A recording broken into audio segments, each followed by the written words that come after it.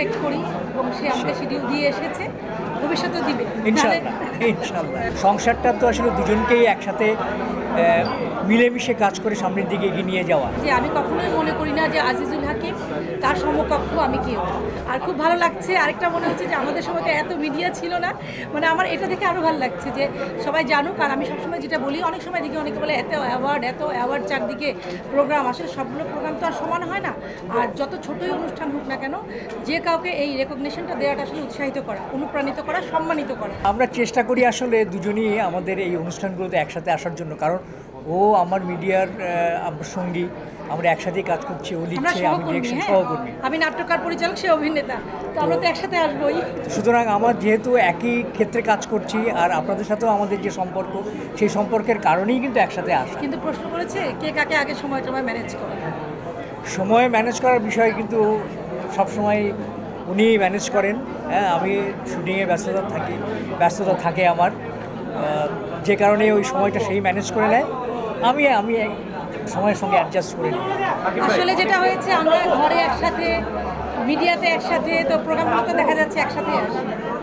আর একসাথে আসার তো আনন্দটাও অন্যরকম, তাই না? একসাথে যে কোনো অনুষ্ঠানে যদি আমরা একসাথে আসতে পারি, আমাদের নিজেদের কাছেও ভালো লাগে। আমার সৌভাগ্য যে আমি শুরু থেকে নাটক যখন লিখছি, ভাইয়ার শিডিউলটা আমি নিতে পারি, কারণ সে আমার ঘরের মানুষ।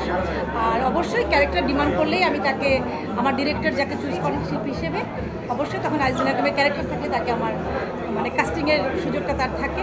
আর আমি তো একাধারে শুধুমাত্র নাটককার নই, আমি তো প্রডিউসারও। সুতরাং আমি যখন প্রডিউস করি, আমার নাটকের তালিকায় আমার প্রিয় শিল্পীকে আমি অবশ্যই তার জন্য ক্যারেক্টার আমি এক্সপেক্ট করি এবং সে আমাকে শিডিউল দিয়ে এসেছে, ভবিষ্যতে দিবে ইনশাআল্লাহ। ইনশাআল্লাহ। আসলে আমরা দুজনে একটা ফিলোসফিতে বিশ্বাস করি, সেটা হলো যে সংসারটা তো আসলে দুজনকেই একসাথে মিলেমিশে কাজ করে সামনের দিকে এগিয়ে নিয়ে যাওয়া। তো সেই ক্ষেত্রে আসলে কে বেশি সময় দিল, কে বেশি কম সময় দিল, সেই জাজমেন্টে আমরা কখনো যাই না।